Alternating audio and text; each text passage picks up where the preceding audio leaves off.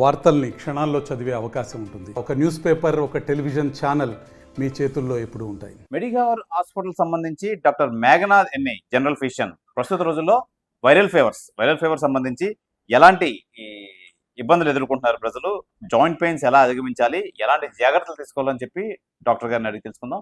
Doctor గారు నమస్తే sir. నమస్తే అండి, నేను డాక్టర్ మేఘనాథ్ ఎన్ని, general physician and ID specialist, Medicover MVP వైజాగ్లో పనిచేస్తున్నాను. డాక్టర్ గారు, ప్రస్తుత రోజుల్లో ఈ వైరల్ ఫీవర్స్ వల్ల జాయింట్ పెయిన్స్ కానీ ఎవరి దగ్గర చూసినా చాలా ఇబ్బంది పడుతున్నారు. ఏంటి, దీనికి కారణం ఏంటి సార్ అసలు? సో మనం ఇప్పుడు చూస్తే అండి, ఎస్పెషల్లీ లాస్ట్ 2-3 monthsలో నార్మల్ వైరల్ ఫీవర్ సీజన్ లా కాకుండా చాలా ఎక్కువ మందికి జాయింట్ పెయిన్స్తో చూస్తున్నాం. చాలా సివియర్ జాయింట్ పెయిన్స్ ఉన్నాయి. అంటే ఇంట్లో చిన్న చిన్న పనులు కూడా చేయలేకుండా ఇంట్లో కూడా చిన్న చిన్న పనులు చేయడానికి కూడా ఇబ్బందిగా ఉండి, కొంచెం ఇటు అటు కదలటానికి కూడా చాలా ఇబ్బందిగా పడుతుంది జాయింట్ పెయిన్స్.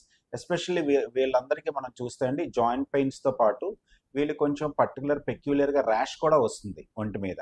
ఓకే, సో ఇవన్నీ స్పెసిఫిక్ లక్షణాలు అన్నమాట. ఇప్పుడు వస్తున్న ఈ సీజన్లో వస్తున్న వైరల్ ఫీవర్స్ యొక్క లక్షణాలు ఇవన్నీ.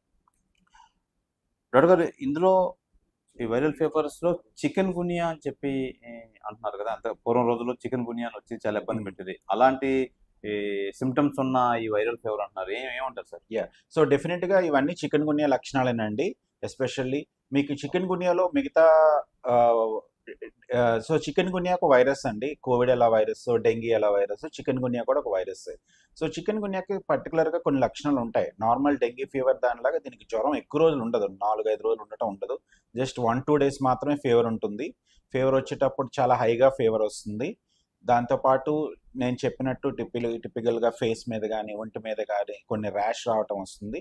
ఇవన్నీ ఒక 2-3 daysలో తగ్గిపోతాయండి. దాని తర్వాత యాక్చువల్గా జాయింట్ పెయిన్స్ స్టార్ట్ అవుతాయి. సో చాలా వరకు మనం జాయింట్ పెయిన్స్ ఇవన్నీ ఈ ఫీవర్స్తో పాటు వచ్చిన జాయింట్ పెయిన్స్ అనుకుంటాం. బట్ చికెన్ గున్యాలో స్పెసిఫిక్గా ఈ జాయింట్ పెయిన్స్ చాలా ఎక్కువ రోజులు ఉండిపోతాయి. 2 weeks, 3 weeks, కొన్నిసార్లు అయితే ఈవెన్ కొంతమందికి 2-3 months వరకు కూడా ఉంటాయి. సో ఇవన్నీ చికెన్ గున్యా లక్షణాలు అండి. సో ఎర్లీగా టెస్ట్ చేయించుకుంటే చికెన్ గున్యా కాదా లేదా మనకు తెలుస్తుంది. వైరల్ ఫీవర్ వచ్చిన తర్వాత ఈ జాయింట్ పెయిన్స్ బారిన పడకుండా ఉండాలంటే ఏం చేయాలి doctor?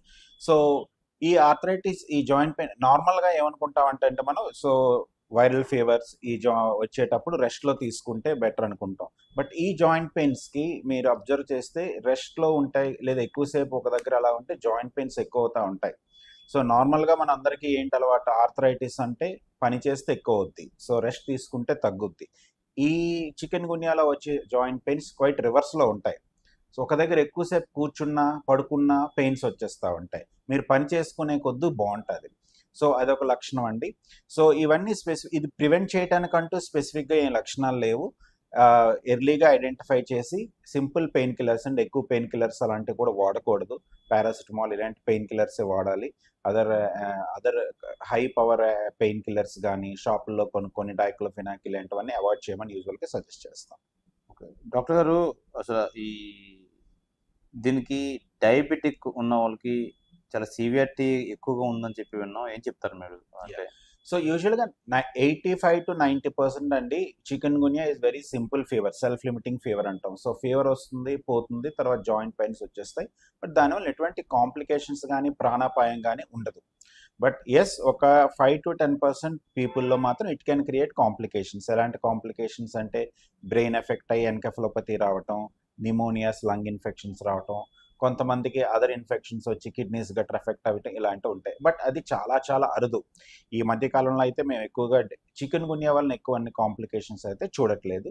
But yes, any other fever, any other viral fever లాగా షుగర్ పేషెంట్స్ కానీ, హార్ట్ పేషెంట్స్ కానీ, ఆస్మా పేషెంట్స్ కానీ, లేదంటే క్యాన్సర్ పేషెంట్స్ కానీ, స్మోకింగ్ ఆల్కహాల్ చేసే పేషెంట్స్ కానీ, వీళ్ళకి ఇమ్యూనిటీ లెవెల్స్ కొంచెం ఆల్ట్ అవుతాయి కాబట్టి వాళ్ళలో కొంచెం సివియారిటీ ఎక్కువగా ఉండే అవకాశం డెఫినెట్గా ఉంది.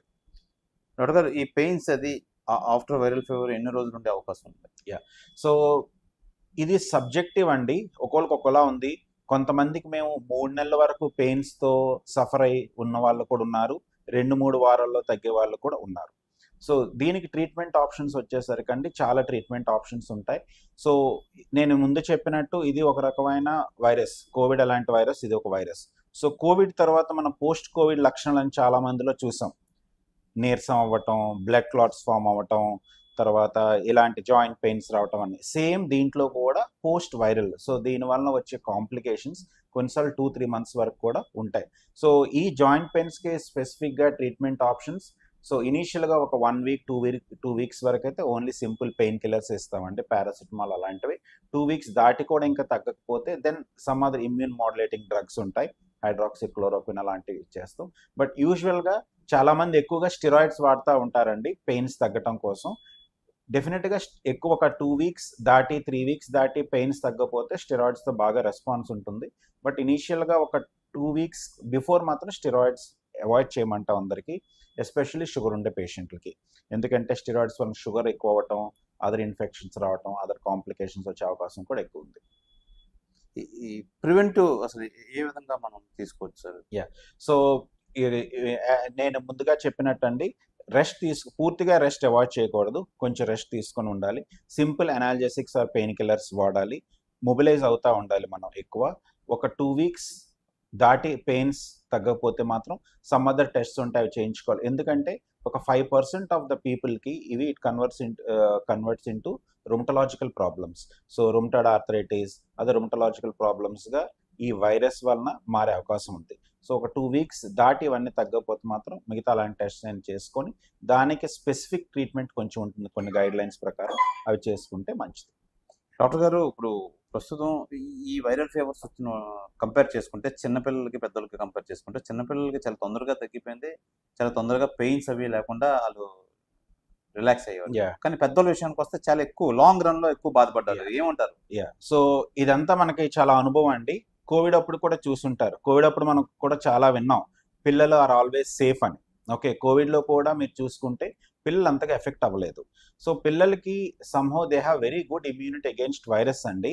ఆ వైరస్ వలన వచ్చే కాంప్లికేషన్స్, సో యూజువల్గా వైరస్ వలన వచ్చే కాంప్లికేషన్స్ అండి ఇమ్యూనిటీ ఎక్కువ అవటం వలన వస్తాయి, తక్కువ అవటం వల్ల. సో హైపర్ ఇమ్యూనిటీ అంటాం. సో హైపర్ ఇమ్యూన్ రెస్పాన్స్ పెద్దవాళ్ళలో ఎక్కువ ఉంటుంది చిన్నపిల్లల కన్నా. సో అందుకే యూజువల్గా most of these viral fevers వాటి కాంప్లికేషన్ చిన్నపిల్లలు are usually safe compare to adults. Doctor గారు, ఇప్పుడు కోవిడ్ టైంలో మ్యాక్సిమం కోవాక్సిన్ కానీ కోవిషీల్డ్ కానీ వేసుకున్నారు, దానికి దీనికి ఏమైనా సంబంధం ఉందా? ఏం చెప్తారు? లేదండి, వ్యాక్సిన్ కానీ వ్యాక్సిన్ యొక్క సైడ్ ఎఫెక్ట్స్ కానీ వ్యాక్సిన్ రిలేటెడ్ ప్రాబ్లమ్స్ ఇవేమీ కాదు.